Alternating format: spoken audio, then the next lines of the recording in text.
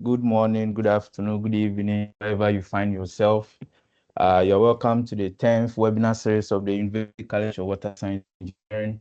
My name is Moses Kabir, the technical support for the University College of Water Science and Engineering. Today, our speaker is Prof. Nausheen Mazhar. She's the chairperson of the Geography Department and head of the International Resource Center of the Lahore College of Women University in Pakistan. And she'll be taking us through mentorship networks for career advancements in developing regions. So without wasting much time, I'll give her the space to briefly introduce herself and take us through today's topic. Thank you. You are welcome, Prof. Hello and Assalamu alaikum to all the Pakistani participants and hello to all the people joining us from Africa. It's a privilege to join you people in this 10th webinar series by University College of Water Science and Engineering, Ghana. Extremely grateful to Professor Amos Kaboba for bringing me into this network, providing me with the opportunities. I remember being invited for the 6th webinar series of the same university where I talked about the Women Leadership Program. As Mr. Moses has just introduced me, that I am serving as a chairperson in a women-only institute. And last webinar of mine was also dealing and based on women empowerment. So in today's webinar, I will be speaking once again briefly about women mentorship networks, but also about women networks for mentoring in general as well. So before I begin, I would like to have clarification if my screen is visible to all of you. Yes, you are great. All right, so without wasting time, I'll just start. So today we are going to talk about mentorship networks for career advancement in developing regions. This is going to be my agenda of the day. We will try to understand what is mentorship, what are its types, what are the roles of mentors and mentees, and then mentorship network, what are the challenges that women are facing, especially the women of the developing world? How can we build and sustain the mentorship networks?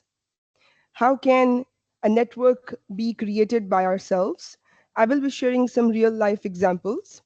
I will be sharing how we can access and take benefit from the mentorship networks.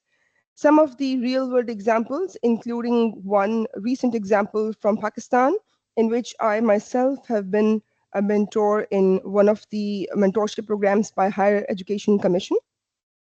And then in the end, I will be sharing an activity with you people, trying to bring together all the participants of this webinar and going through, I'll be trying to make you people go through a quick activity with me because I'll be sharing some links of African networking mentorship networks with you in the chat box. And my lecture assistant here at LCW, Ms. Maria Kamal, who has been kind enough to help me in the preparation of this particular PowerPoint presentation for this webinar as well, will be helping us out in posting those links in the chat box. And by the end, I will be encouraging you people to just go through those links, and we will be doing this short activity, which will make you people have some hands-on training on how to be a part of a network, mentorship network in particular, and take benefit from it. And in the end, we'll be taking some questions. So to begin with, I would like to begin with a motivating quote. Mentoring is a brain to pick, an ear to listen, and a push in the right direction, by John C. Crosby. Building the foundation on this particular quotation, let's move towards the next one. Mentorship is the bridge that turns potential into performance. And when we talk about particularly women mentorship, the next quote is very much appealing, particularly to me being a woman. Women helping each other, coaching, mentoring, and providing tips to be our own force. So, since half of the population of the world comprises women, no longer can we remain backward in the race of economic empowerment and delivering back to the society what we were trained for, what we were taught for at least those who have taken education, who have skills to pursue any business on their own, need to be united, need to share their knowledge amongst their circles and keep on mentoring so that the womanhood can further take benefit and the women can stand out in the world of mentorship. So, having built some background by sharing some very good and dear quotations to me in terms of mentorship, let's see how it is defined, how this term is actually defined. Mentorship is a mutual committed relationship between a junior and a more senior person, not necessarily junior and senior in terms of age difference. However, we are talking about junior and senior in terms of the area of expertise. So, this means that a person younger to me, if he or she is more expert in a particular domain, can be my mentor. So, age is just number. What we are talking about is area of expertise. So, it's a relationship between a junior and a senior designed to promote personal and professional development. Most commonly, mentorship refers to a deeply nurtured and developed relationship between an experienced professional and someone that has less experience in a particular area over a period of time. And the keywords that we seek upon time and again in mentorship or mentoring program is partnerships to guide, to support, to lead the mentee towards success, to influence them in a positive way, to help them, and to push them towards consistent growth. Now, I would like to share a very short video with you people, which builds the significance of mentorship. For me, mentorship is about, I think there's kind of like two parts to it. There's the ability of someone to say, I've built up all this life experience and I'm finding a way to give back. And on the other side, it's helping somebody get through the complicated puzzle of what life is. When I think of mentorship, I think about a symbiotic relationship between a mentor, mentee, or amongst a group of people where you are providing value that is related to a career, where you are providing coaching and guidance and sponsorship to help whoever your mentee is succeed in their career. Mentorship has played a huge role in my personal and professional development. My relationship with my mentor has been extremely beneficial to my own professional development, in large part because my mentor goes out of her way to include me within professional development opportunities and networking sessions. This has been substantial in my professional development because I've been able to develop connections that have led to other work integrated learning opportunities based on my relationship with my mentor. And as I reflect on the last 4 years, my relationship with my mentors is what has brought me to the place I am today. There's a strength between my different experiences, and one of the key ways that I tie them together is the skills that I learned and relationships that I built through my mentorship relationships. Mentorship goes both ways. I believe that the mentor and the mentee both get a lot out of a mentorship type relationship. I can tell you that from my perspective as a mentor, I get a lot of intrinsic satisfaction from a mentor-mentee relationship. A mentor-mentee relationship can span post-graduation. And that's what I love to see is how students will graduate and then use the tools and skills in a work setting.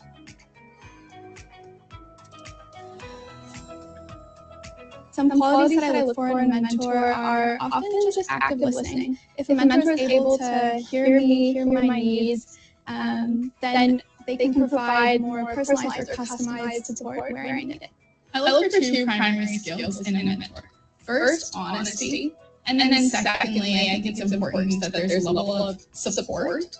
It's certainly been an interesting time to be a mentor. People are going through a lot right now. And then the biggest thing that I've tried to do, and I've always tried to do as a mentor, is to make no question off limits. I think it's so critical to people's career development that they have a safe space to ask all the questions that surround their career development. Probably the best advice that I can give to anybody who's interested in mentoring students is to be open. Be open to grant that access to the students who are always craving to know more. And always be open to give suggestions, advice, share your experiences. Probably that's the best way to help somebody grow. I think a lot of times people, they think, hey, I want to go into this, but they have, either no clue how to do it, or on the other side, they have no clue kind of what they want to do. Maybe they have some inklings, some ideas. And a mentor is really there to kind of help you figure out either an industry or a sector, or maybe if you have a specific skill set, kind of helping you really realize how to best take advantage of that, both in your career and professional life, but even sometimes your personal life.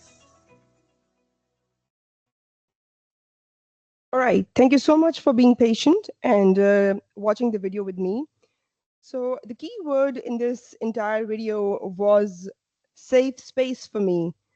Mentorship, as we will be continuing to explore the phenomena and how it can be beneficial for both the mentor, that is the person who is guiding, and the mentee, that is the person who is taking the guidance and building up the career based on the experience of the mentor, is basically built upon and entrusted in safe space concept. Because once you are in a relationship with the mentor, the person who is the mentee would definitely be sharing some of the insecurities in life, the specific aims and targets on which he or she wishes to get the guidance from the mentor. So at the same time, it remains the responsibility of the mentor to be responsible, to take care and be respectful towards those areas of concern that are being shared by the mentee. And we will be exploring this further in the upcoming slides. So having discussed the definition and a short video about the significance of mentorship, now let's see what basically it means. It's basically experienced individuals who are supporting non-experienced people, who are we going to be calling mentees in this particular presentation. So this program, the mentorship program, fosters innovation by encouraging fresh perspectives and creative thinking. This creative thinking can be a two-way process. The first step of any mentoring program is the setting up of the goals on which a mentee wants to get training or guidance from the mentor. And those goals are in fact themselves a means of creative thinking for the mentor, because the mentor needs to go through the process of scaling up his or her previous experiences and making them more up to date, and then deliver them to the mentee so that he or she can progress in their careers. So mentorship fosters innovation by encouraging fresh perspectives, and the mentorship relationships empower individuals, with 87% of the mentors and mentees reporting increased confidence and empowerment. These are the facts by Live and Learn. 97% of the individuals with a mentor feel that their relationships are impactful and valuable. Mentees are 5 times more likely to be promoted than those without a mentor. Now, promotion is also linked to this network. So consider yourself, if you are a part of an academia group, of course, your mentor who has given you some guidance or training over a specified period of time, or even if it's a continued learning process with them, it's going to make your impact stay in their minds for a longer time. And in times of emotion, one way or the other, it can prove to be helpful. So these are the facts by Forbes that I'm sharing with you at the moment. Now let's have a look at different types of mentorship.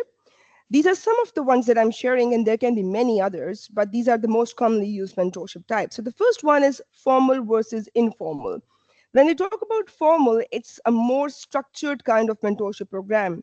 I will give example of Higher Education Commission Pakistan's Nahi mentorship program, in which the women leaders are sharing their experiences with other women or the professionals in academia who are not much exposed to the leadership roles at the moment, so much so that the training is continuing and the gap in the leadership is being bridged. So I will be more talking about that particular example in upcoming slide, but that was kind of a structured program which was time limited. We were given a time of 3 months and we were given some outline of material to follow. It was divided into different modules. So that's how a structured mentorship program is designed. And structured mentorship programs are always more easier to report to and to extract out the rate of success. Whereas the other informal type of mentorship is casual guidance. You all must have experienced casual guidance in various forms of your life, be you are a professional or even if you are at home, a senior sister or a brother. So, times again, we are offering informal guidance to the young ones or the people who are not that much experienced. For example, I hope it's a relatable example for all of us that when the uh, smartphones came, the senior members of the family took time to absorb the skills of using a smartphone actively. It was only in COVID, when most of the youth was also homebound, and the only way to stay connected with the world was through social media. And that was the time when the smartphones became more common and the laptops and etc. And that was the time when casual guidance was provided by family members. The non-experienced were guided by the experienced ones, and the age didn't matter in that particular example. So this is how casual guidance works. Also, it works when you are in a professional setup and a young fellow has joined and the senior one casually guides him about how to move about, what are the facilities available in this particular organization, what kinds of rules can you expect that are being imposed upon you, and so on. Then there is second kind of mentorship, peer versus expert. Peer mentorship goes about mostly at the same level. For example, um, uh, if you're talking about a class group of, for example, master's class, there can be groups who are conducting research in different domains, and both the groups can share their knowledge and be mentees and mentors to one another. Similarly, there is also expert mentorship, where you take guidance from the leaders. For example, in your particular domain of research, there is a pronounced and a proficient researcher in one of the universities abroad. If you're able to take him on board and you have perhaps your university has signed some kind of letter of intent with that particular university, in that case, if you are able to request that particular leader or the expert of the research group to join you people, all the related research group people online and share guidance, this is kind of expert mentorship that we're talking about. And there can be many other ways of having expert guidance. Then there are group versus one-to-one. Collective mentorship means that there's going to be one mentor, one expert, and a group of mentees. It can be, for example, a dean of sciences who is giving mentorship guidelines to all the HODs of different departments under, for example, Faculty of Science and Technology, so on. And then there can be personalized coaching, a one-to-one. This kind of mentorship, personalized coaching, I personally witnessed when I was giving mentorship to my mentee, for which I'll be talking about in the upcoming slides. So once that's defined, that what are the types of mentorship, now let's see what are the role of the mentors. Well, the role of the mentor is going to be discussed in different domains. And the first domain is knowledge sharing. So what do the mentors do? They pass down their expertise and their insights. Mentors transfer valuable insights and expertise gained through years of experience. So this gives us a hint that in most of the cases, a mentor might be a person who is much older to the mentee in terms of age as well. But this is not the rule of the thumb. Things can vary as well. So the mentors help the mentees navigate the industry challenges and adapt to the evolving trends. The industry challenges does not mean that we're talking only about the industry, the multinationals, the corporate world. Industry challenges can be the challenges of academia. Industry challenges also refers to the challenges that a businesswoman is facing, or any other woman who is trying to pursue any kind of career, the challenges she or he is facing in their particular domains. The mentor is there to guide them about the evolving trends and how to deal with those challenges. 75% of the executives credit their success to having mentors. Harvard Business Review says this. Mentorship accelerates the skill development and goal achievement, with 91% of the employees with mentors reporting higher job satisfaction. And the source of these facts is LinkedIn. Now, the mentors also help the mentees in leadership development. They build confidence and provide decision-making skills to their mentees. How do they do that? They start doing that by becoming role models for their mentees. They demonstrate effective leadership and professionalism. They instill confidence and accountability in their mentees, preparing them for the leadership roles. Mentorship contributes to succession planning, ensuring continuity in leadership and organizational values. This is exactly what I was mentioning in the previous slides, that during mentorship program, one of the key aim is to keep the continuity in leadership. For example, by having a mentee who is junior to me, what I'm preparing is I'm preparing her for the next leadership role. So in case of my absence, the leadership continues with the same parameters that I have set. Then the companies with mentoring programs have seen and reported a 42% improvement in the leadership readiness. The source is Kevin McKinsey's study that I have cited below, and the reference is at the end of the PowerPoint as well. Now have a look at the diagram or the image that is given towards the right of this particular slide. It tells us about the goals. Practice responsibility, expand knowledge, master efficient time management, learning creative, effective work culture, master big picture thinking, develop the soft skills, and practice self-discipline. These are all the goals that a mentor is delivering to a mentee during the leadership development phase of the mentorship program. Now, the third thing that a mentor is delivering to the mentee is help in career advancement. How is that done? Now, mentors provide networking opportunities, connecting the mentees with influential professionals, the links that they have established over the years of experience that they have gained in their particular fields. They also offer constructive feedback and guidance that enhances the mentee's skills and performance.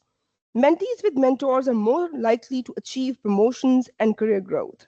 Employees with mentors are 50% more likely to be promoted. This is the fact that was also reported by Forbes previously.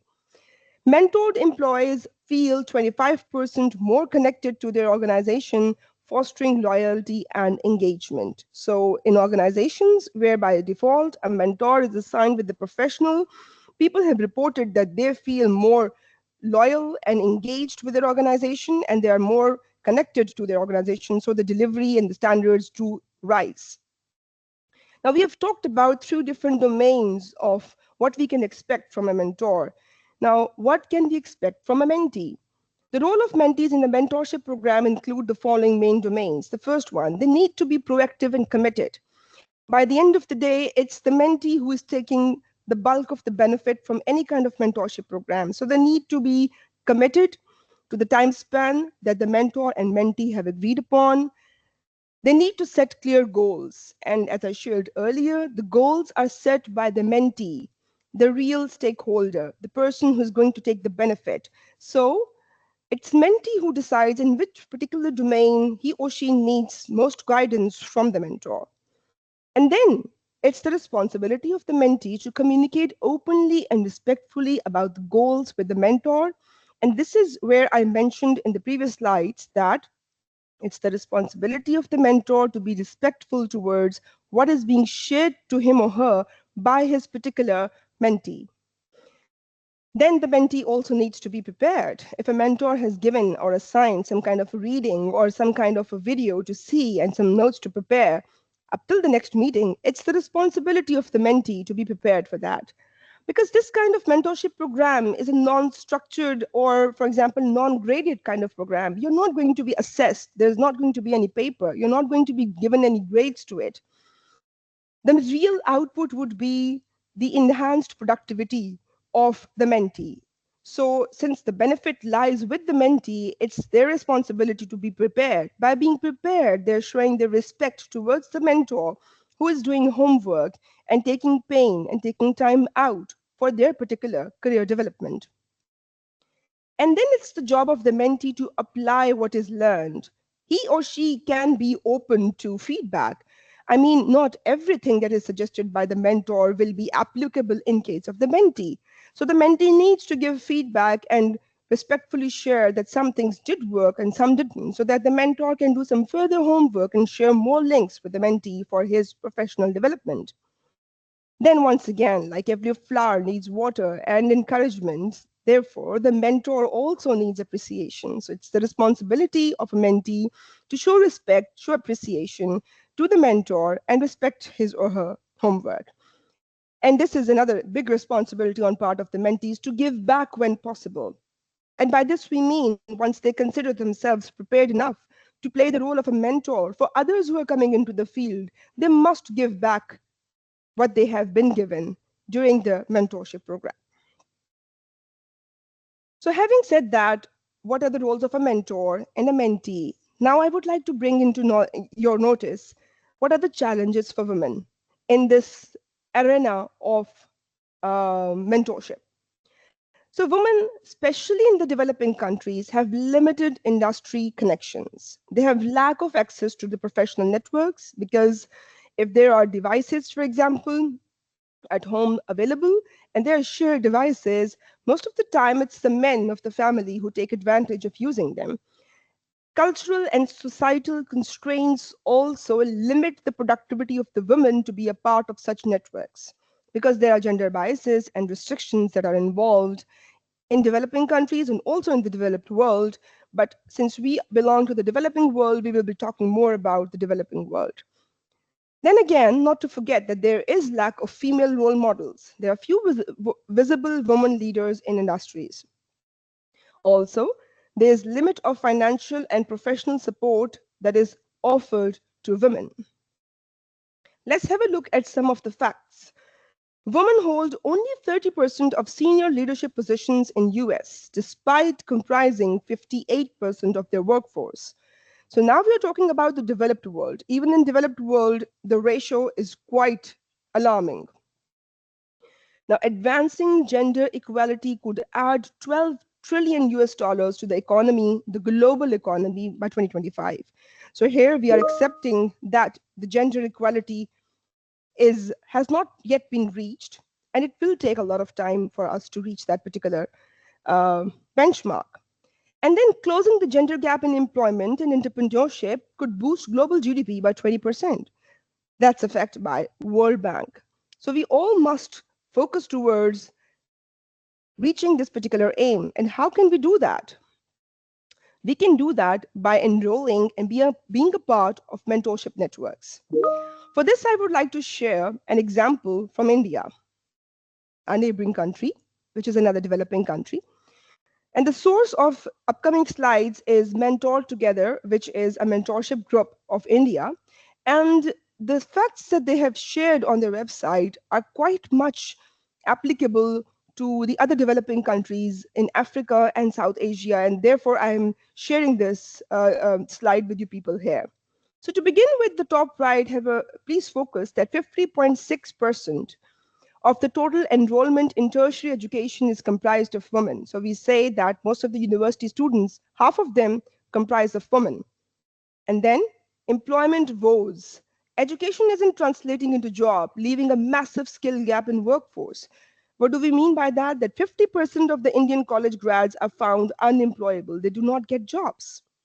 And then there's a workspace gap that is created. 61% of educated women remain out of the workspace because of the societal norms, the caregiving taboos that are associated only with the women are the major culprits of this workspace gap.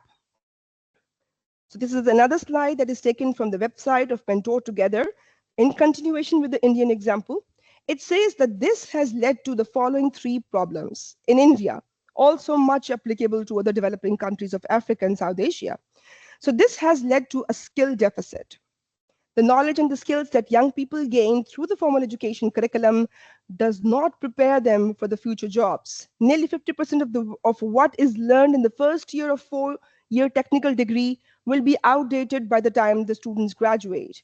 Tertiary curriculums rarely address 8 of the 10 skill employers value the most, which relate to the more problem solving, self management, and working with people, and they are seldom built through traditional instructional approaches. So there remains a skill deficit.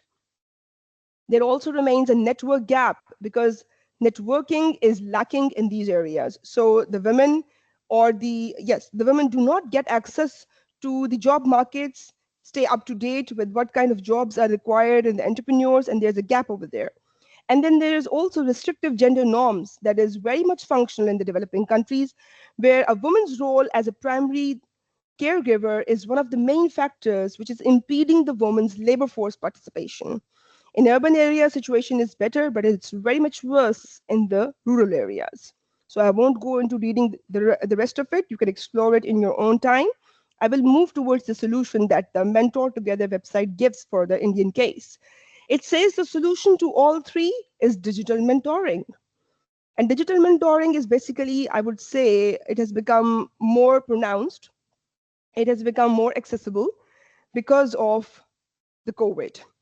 COVID has revolutionized the social media platforms and brought the world together, especially the women, and they have become more productive as leaders of different campaigns, be it businesses, be it academics, be it corporate world. Women are emerging as very strong leaders. So the solution is skill exchange using digital mentoring, being a part of network of opportunity through digital mentoring, and following positive role models through digital mentoring. So after seeing this example, let's proceed further in the progression of concepts regarding the mentorship that we're going through in this particular PPT. How can we build and sustain a mentorship network? So key features of a network are accessibility and inclusivity, structured programs, and long-term engagement. So networks should be open to diverse participants, ensuring equal opportunities for all. Inclusive mentorship programs can increase the representation of all the genders, of all the age groups, and foster innovation, because each group has different suggestions to give, and thus enriching the experience of mentorship on the whole. 69% of the women prefer mentors of the same gender, highlighting the importance of inclusivity. Structured programs, mentorship programs with clear goals, timelines, and roles are more effective in achieving the outcomes. 84% of the Fortune 500 companies, this is the fact shared by Forbes, have structured mentorship programs, and they have demonstrated their value in professional development. Also, good mentorship networks have long-term engagement. Sustained mentorship relationships lead to deeper trust and more impactful guidance. Long-term engagement increases the mentee's chances of career advancement by 50%. Creating a mentorship network. Now there are online platforms, there are partnerships, and there are social media and local initiatives that can be sought if we are trying to create a mentorship network or be a part of it. So online platforms like LinkedIn and professional groups provide access to the global mentorship opportunities. Some of these will be shared by the end of the presentation. Online initiatives can connect the mentees and the mentors across geographical boundaries. People sitting in US can guide people in Lahore, and same like I am guiding you people in Ghana, so geographical boundaries do not matter. Then there can be partnerships, collaborations with educational institutions and organizations. Like the academia can work in collaboration with the governmental bodies and institutions, like the meteorological department of the country, the agricultural department, then the soil survey. So these kinds of departments and their executive members who are active in research can become part of the academia groups, and such kind of collaboration and partnership can lead to more fruitful research that can be used for policy making at the country and the national level. Then partnerships ensure access to resource and expertise. These partnerships, the examples that I just gave, that if academia is in relationship with an institution like the meteorological department, Obviously, during the research, we will be having access to the data sets that they're providing through satellites, the data that they're gathering through their own instrumentation, the Met observatories that have been installed in different parts of the country. So we will be having access to those resources and their expertise as experts, how to handle that data, how to do the weather forecast, etc. So it's two-way benefit. And then, for instance, Mentor Together India has facilitated over 11,600 structured mentorships and partnered with 330 plus educational institutions. It's the same network that I just mentioned earlier.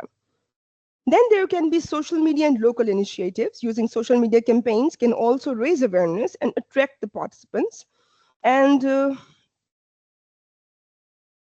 local initiatives foster community and support and engagement. Okay.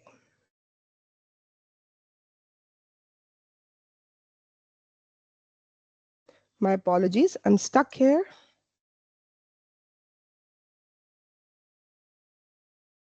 Okay, so now I'll be sharing some examples from the real world. So this is a mentorship network for women only. It's called Tech Women. Tech Women is a United States initiative which connects the women in STEM fields, that is science, technology, engineering, and mathematics, with the Silicon Valley professionals. Silicon Valley being a locality in the United States. But I mean, the mentors are mostly from this particular area, expert in the STEM fields, but they are providing guidance to the global audience. They provide mentorship, networking, and career growth opportunities to regions, especially Africa, Middle East, Central and South Asia. Tech Women has up to now empowered over 1,000 women in 22 countries through mentorship programs. I have shared the link to this particular website in the activity link that has been shared in the chat box. And once I announce that it's activity time, you people can explore this. However, I would like to mention over here, the Tech Women platform offers you more kind of enrollment into the program opportunities, which might be sometimes paid, but by enrolling into that program, which has a meager kind of a fee, will make you be in touch with highly advanced and technically skilled women, and they will be ensuring your relationships to be strengthened with their networking groups, which would definitely mean your career advancement at a very rapid pace. So Tech Women is one of the most trusted and well-reputed mentorship network of US, which is working for women in the developing countries in the regions mentioned below. This is a screenshot of Tech Women where you can register yourself, you can subscribe to the newsletter, and you can join them on LinkedIn as well. The second example is related to Africa. She Leads Africa initiative. It empowers the young African women in their career growth. It's a Pan-African networking platform that empowers the young African women in career growth and entrepreneurship. It has impacted thousands of women globally through events, programs, and resources. Basically, this SLA initiative offers two main kinds of domains of mentorship. The first one is Employ Her Pathway, in which they, once you will get enrolled into the program, and I think there's a meager cost to it as well. Once you've done that, they will be sharing the opportunities with you. They will prepare you for the career you need to be. They will prepare you for the job. They will provide you with the skills, and there's more to having soft skills. They will be teaching you soft skills, and also in the meanwhile give you some psychological support through networking, that you're not alone in this. And the overall concept of this particular domain is providing you job opportunities, making sure that you are ready for the job market. The other domain in which SLA offers mentorship or help is Bosspreneur Pathway. It's for the businesswoman. It provides accelerator workshops, mentorship pairing. For example, if you are doing any particular kind of business, you'll be paired with another woman who is already much more settled and established in her similar business, and then she can guide you through the development of your particular business. It will provide you the exposure that you need, and it will provide you the comfort that you're not alone if there are any obstacles or setbacks in your business. And then it will also provide you guidance how to level up. These are two of the main initiatives that SLA is providing. Then example 3 is again of Mentor Together India that I've shared earlier. It supports underprivileged youth through mentorship. It's an Indian non-profit offering mentorship program for the underprivileged youth to enhance their career success. And it has partnered with leading corporates like Amazon and LinkedIn to integrate mentoring into professional growth. So we all can do the same, work in the same manner. And no one knows in future, one of you might be able to share such kind of mentorship network that has been created by you yourself for your country. So now we come towards almost the end of the presentation. How can we access and benefit from these networks? For example, if you are a mentee, you need some guidance, how will you begin? First, you need to find a right mentor. And to have a right mentor, first you need to define your needs. What are your goals? And who is the expert you think who can help you achieve those goals? So for that, you need to network effectively. Find out the concerned mentor in an effective manner. You can do that by identifying personal and career goals of yours. Clearly define your aspirations and areas where mentorship can help.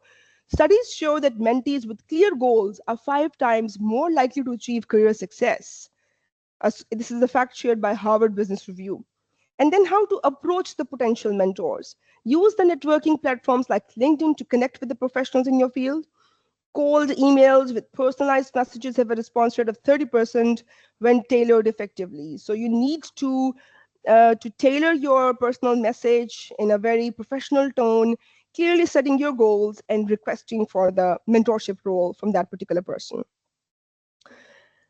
Assessing, benefiting from mentorship network, how now you can be a good mentee. Once you have emailed the concerned person, you have got the reply, what to do next? You need to accept your expectations, maintain the relationship. You have to set realistic expectations, establish clear boundaries and objectives for the mentorship relationship.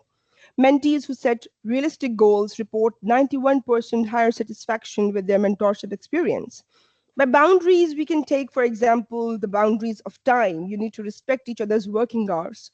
You need to be respectful towards the medium of communication. If the mentor prefers the emails instead of messaging on phone, you need to respect that. So these boundaries need to be established in the very beginning of the mentorship program. And then maintaining long-term relationship. Regular communication and mutual respect are key to sustaining mentorship. And longer the relationship is, the more the results will be fruitful. Then the last part of being a good mentee is transitioning from a mentee to a mentor. You need to support the future mentees so that the sustenance in the mentorship cycle continues. You need to give back, support the future mentees by sharing your experiences and insights. 89% of the mentees go on to become mentors themselves, creating sustainable mentorship cycles. Now, I would like to share my personal example of HUC Nahe Women Mentorship in Higher Education Program, Pakistan. It was a structured program by Higher Education Commission that supported women in academia. It strengthens the leadership in higher education, basically, and it has empowered approximately 196 women leaders through mentorship and leadership trainings. It's a new program, perhaps 6 to 8 months old. So Higher Education Commission Pakistan started by providing us with a package. It provided us with an e-book that provided us with a benchmark how to build upon this program on our own. So on the right side, on the left side, you can see the caption page of the book that was shared with us. It had even the toolkit for the mentors. And in the toolkit, we were shared the outlines of the 5 modules that we covered in a period of 3 months. And for each module, we were guided by our guiding department that we are to conduct at least 2 meetings, either face-to-face or online, based upon our comfort.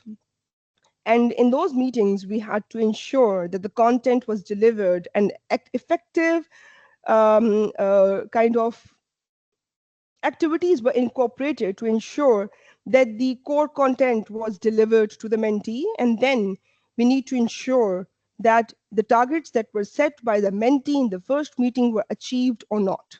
And how did we do that? I will share in the next slide. So the first module was mentoring in higher education. Second was higher education challenges in Pakistan. Third one was growth and reflection, expectation and goals.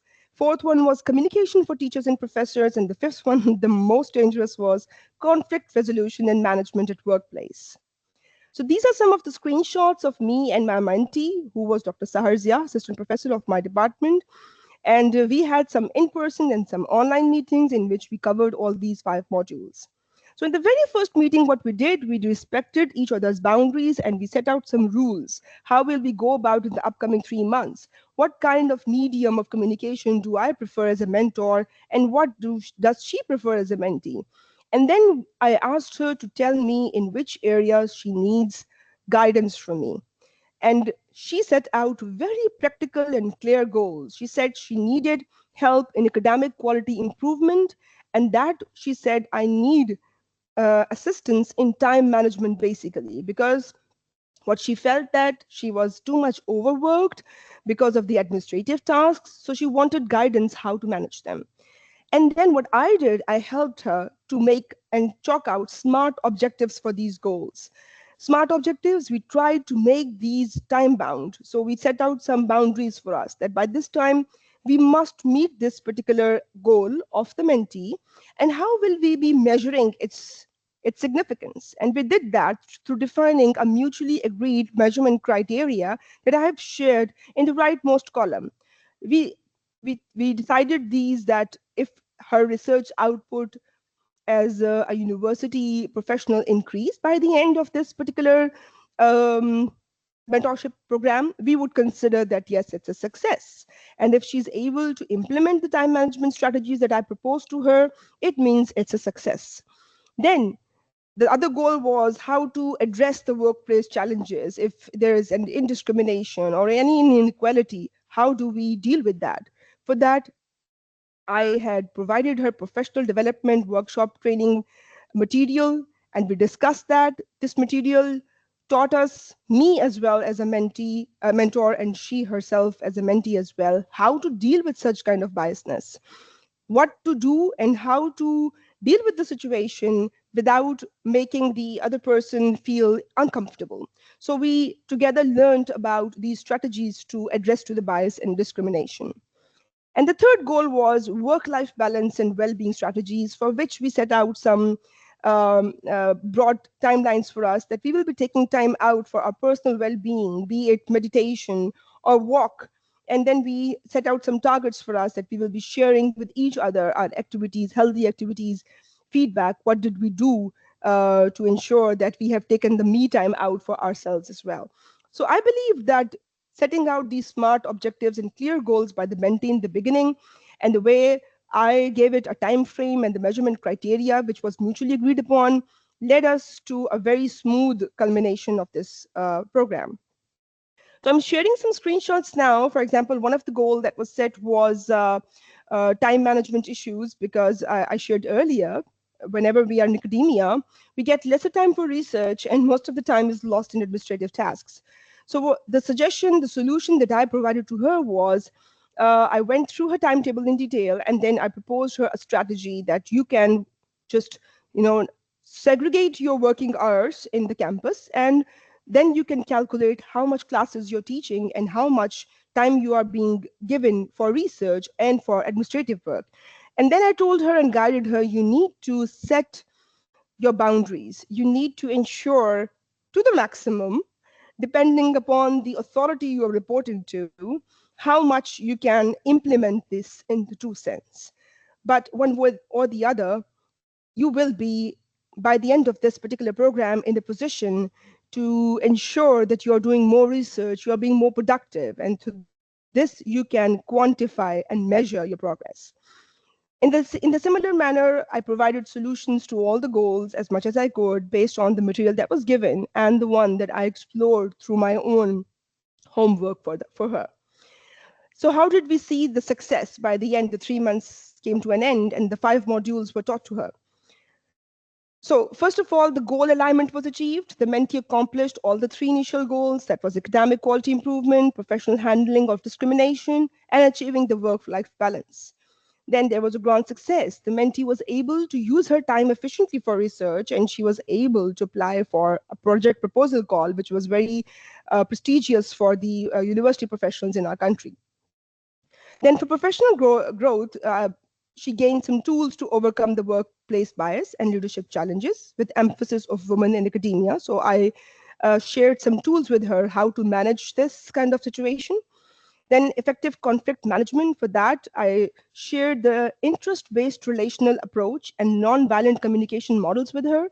We tried to implement these models in make-believe situations and played a role play together, how the roles can be switched and how through this we can manage conflict more efficiently. Then we worked upon improved communication skills. She completed a self-assessment and adopted a strategic communication methods tailored to the academic needs and settings. Empowerment in terms of time management. She adopted a customized weekly schedule to balance her teaching, research, and administrative duties. And then the reflective practice was adopted. Integrated structure, reflection using SMART and GROW models for continuous growth. So it was not just a 5-module mentorship course, but we also took a record of the development through these models. By the end of each module, the GROW model and the SMART model output was filled, that were the targets achieved or not. So this gave us a good way to reflect back and see what we had set the goal earlier at the beginning. Were we able to achieve it or not? And believe me or not, by the end of the 3 months, I can say over here, sitting in front of you as a mentor, it was a great learning for me as well. So it was either way win-to-win game. So for that, I would encourage all of you to come into the field of mentorship.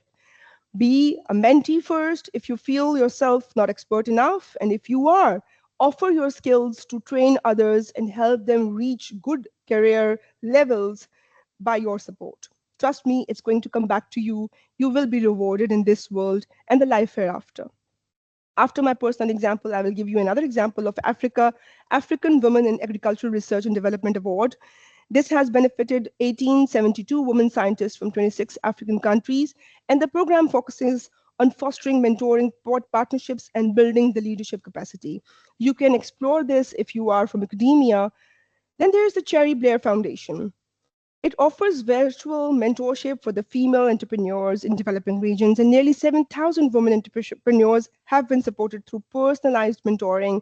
And we have its link in the activity box, and we'll be sharing it with you. And I'll make you people go through the link and see how it can help us. So 99% have gained business skills, 96% have gained applied improved business management practices, 94% women progressed towards their own business objectives, 86 improved their business outcomes during the program. And then not to forget the great role of LinkedIn opportunities. LinkedIn is a social media network which brings together professionals, academicians, business, industry, all at a single place. And there are many mentorship networks you can be a part of as a mentor, and you can be a part of as a mentee, depending upon your goals. So I've shared the link of this particular network as well in the activity box, and we'll be exploring it further. Yes, so this brings us to an end of the time when I speak, and now it's the time for you to start exploring the links. So I will first explain the activity briefly. The aim of the activity is to identify online mentorship networks and create a mentorship map based on real connections. So what you're going to do is I'm going to give you people 5 to 6 minutes, maybe 8. Some of the links I have shared in the slide, but they won't be visible to you people. I mean, they are visible, but you cannot copy and paste them. For this, I request you to go to the chat box. Ms. Maria Kamal, my assistant, has pasted the links in the chat box, and you can copy them and put them in your browser and explore those links. What will you do afterwards? So I've shared these links with you people over there. Afterwards, you will find a potential mentor or a network. You will identify one that matches your needs. For example, you can say that I'm interested in She Leads Africa. And amongst that, then what will you do? Your next step will be you will be creating a mentorship map. You can use any paper or pen in front of you. You can go and bring a paper and pen if you don't have it at the moment. And what you're going to do is you're going to write down in one column any potential mentor that you think you will be working with. I know it's very less time, but just to make you people go through the links, it will be helpful for you. So just to write down the name of one mentor or a network that you're interested in. And if possible, you can also write down in the second column people you can mentor or support in your community. For example, if you're a teacher, your students, if you are a mother, your children, if you're a father, your son or your brothers. So you need to write that down. So this is basically an activity with the aim to make you people go through the entire process. And your time starts now. You can unmute your mic for guidance if you want. And yes, please begin.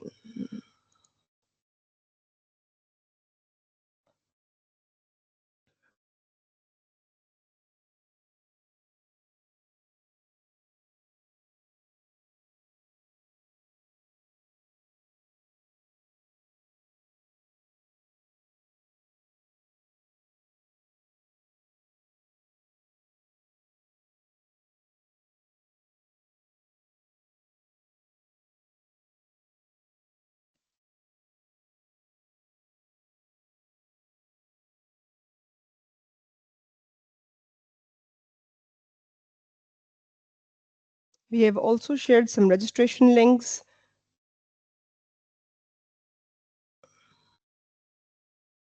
By the end, I'll be asking some of you to please turn on your cameras and show us the paper, what you've done, so that we can have um, an idea about the pace that you've kept with in your homework.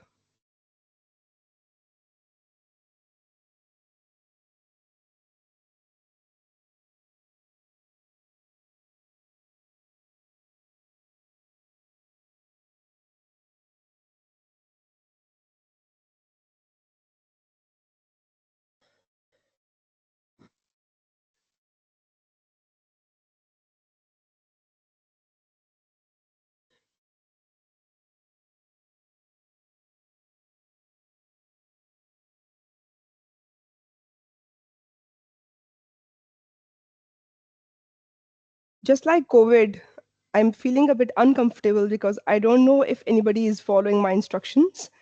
I would request the organizers to please allow the audience to unmute their mics and please at least share verbally if they are able to follow my instructions.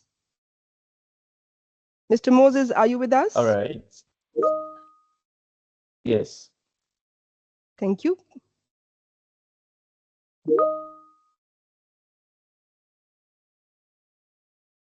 Yes, Dr. Sahar, we have shared some links of mentorship networks specifically for Africa, but you can also go through them in the chat box. And the activity is to copy paste the links and paste them in your browser, identify one of the networks that you're interested to work with, and if possible, identify a mentor or mention if you want to be a mentee in that particular program. So that's your homework. You need to write down on a paper, and when asked, you have to show the paper by turning on your camera.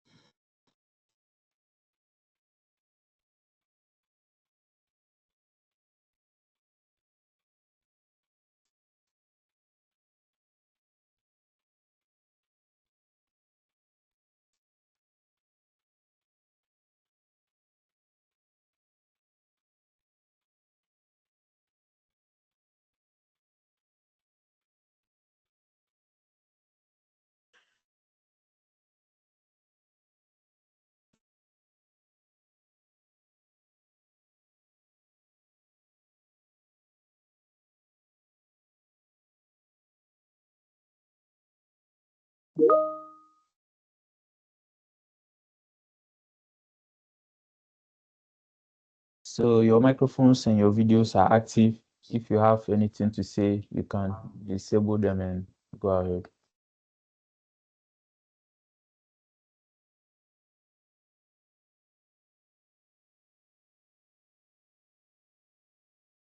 All right, 2 or 3 more minutes. Thank you. Dr. Noshin, Dr. Saha here, Yes, and I'm dear very mentee. lucky that I was been your mentee in previous session.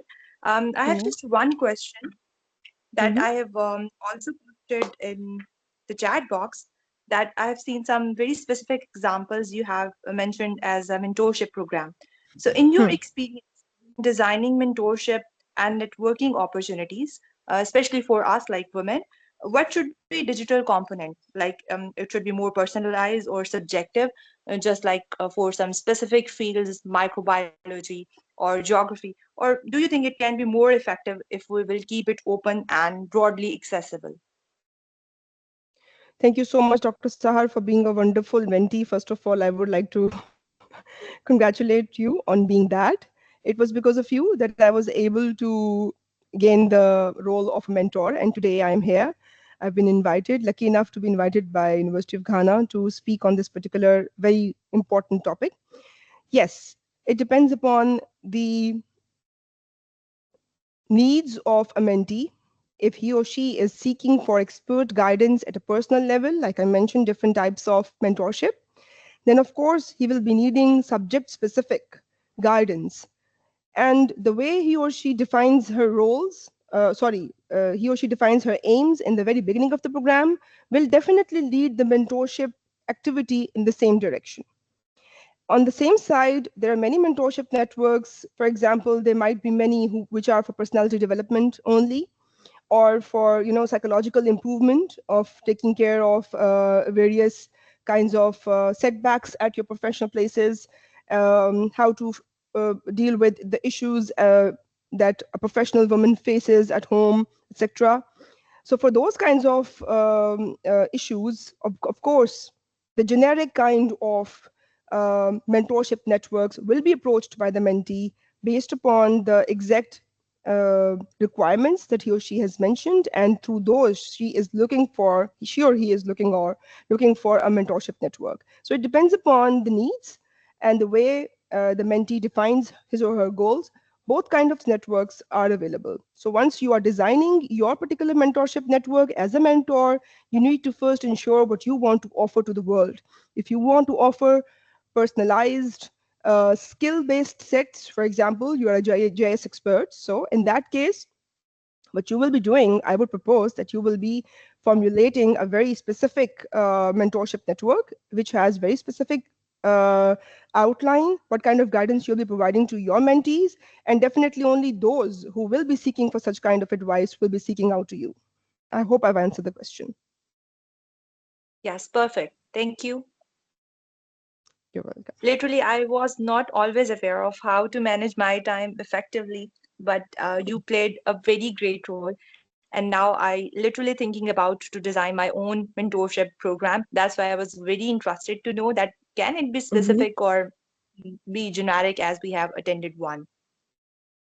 Yes, yes, it can be generic and it can be specific. In your case, I would suggest it to be more specific because you're an expert in your field. So is everybody else. So I will also encourage everybody to see what is the skill set that you are expert in. If you are an expert in counseling sessions and giving overall personality trait guidance to the students or your family members or anyone in your professional fields, go for creating a mentorship network on that kind of skill set. But first, you need to become expert enough in your own field. Try to be a mentee first. Try to learn the skills first, and then deliver back to the world. So with this, I think I've given enough time. It's been almost 10 minutes for this particular activity.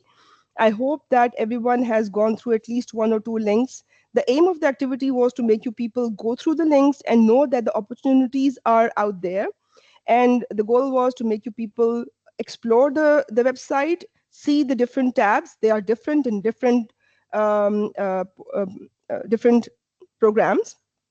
that are being offered out there, and share if you are able to narrow down at least one mentor, at least one program that you're interested in to explore in future.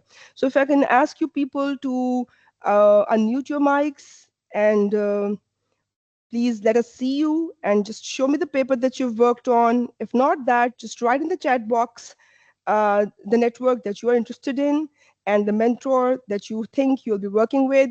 In the next 2 minutes, I'll appreciate that.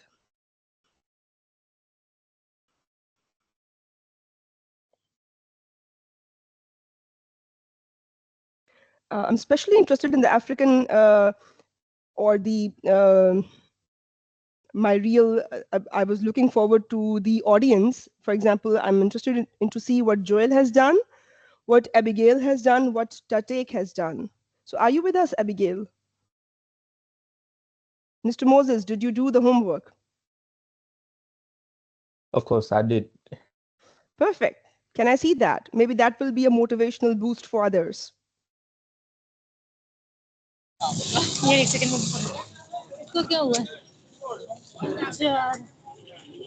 Miss Maria, can you please mute your mic? So actually, I went through some of the links, and Okay. I think the Sherry Blair Foundation for Women. Yes, so I realized that one empowers women, like to kind of break the barriers in entrepreneurship, and also enabling global economic gender justice. So that was the one that came to my mind, and I would like to get involved with that one. All right. Thank you so much, Moses. So Cherry Blair, you mentioned. So you went through the link and it was user-friendly. It was not that much alienated. So I hope you will continue with this in future. And Miss Joel or Mr. Joel, I'm not sure. He or she mentioned that this is my first time joining the program. So it's perfectly okay. Just the aim was to make you people go through the activity. I'm sure you've done that. Anybody else who wishes to share what they've done? If not, I'll continue. Oh, Mr. Joel is a male. Thank you so much for telling me that. So now can I please share the slide once again and move towards the conclusion of this particular presentation. Yeah, so to conclude, mentorship is a catalyst for personal and professional growth. It's not a single activity. It's going to, create a series of events in your life. And it's the passion in you as a mentee, which is going to ensure that the mentorship event remains alive in you and you continue to pass it on to others. So it's a catalyst for personal and professional growth. It empowers individuals, fosters inclusivity, and builds connections. Giving back through mentorship creates a culture of support and sustainability. And together we can inspire, uplift, and transform lives through networks of impact. So every connection matters, and start building yours today. So what you need to know is what they need. So if you are becoming a mentor in the upcoming days or months, what you need to do is you need to patiently listen and know what your mentee needs and then move towards fulfilling those needs. So start building your network today. In the end, I would like to appreciate Ms. Maria Kamal, my lecture assistant from Department of Geography, for helping me design this particular PowerPoint presentation, creating and gathering the material of the activity for you. So I'm really grateful to her. Now the house is open for the question and answer sessions. And I thank you for your patience.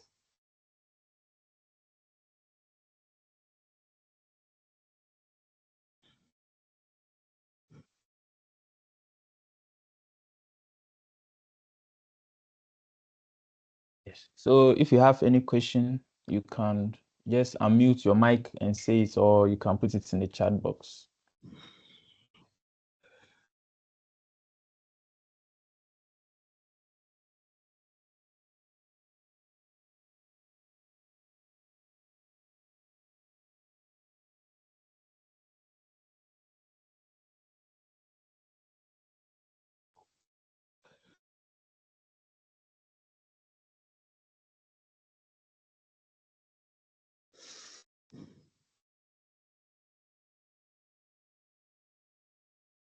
I think there are no questions.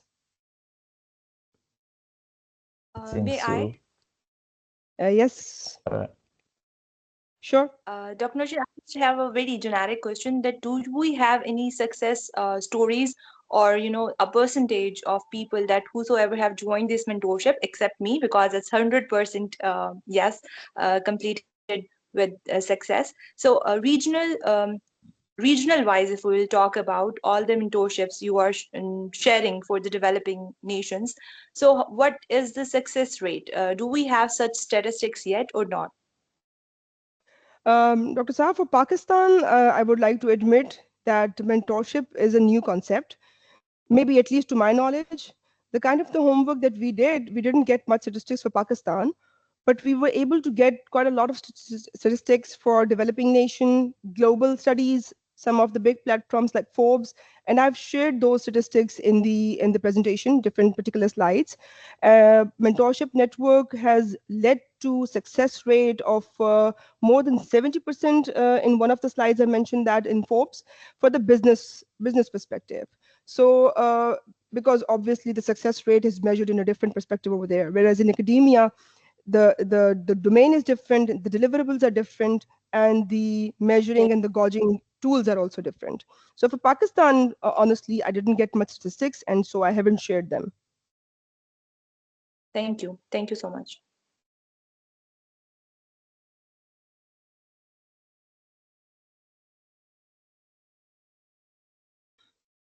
So with this, if there are no questions, I would still encourage you all to please do not let the content go wasted, and do try to become a part of at least one of the mentorship networks that I've shared.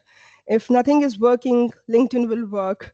You will get to be a part of the network that can help you stay connected with what's happening latest in your field, and you will be able to gain visibility, and you will be called. Rest assured, you will be called for all the things that are of um, your interest. And this will definitely make you move forward in your particular field of interest. So thank you very much. Thank you. Indeed, every connection matters.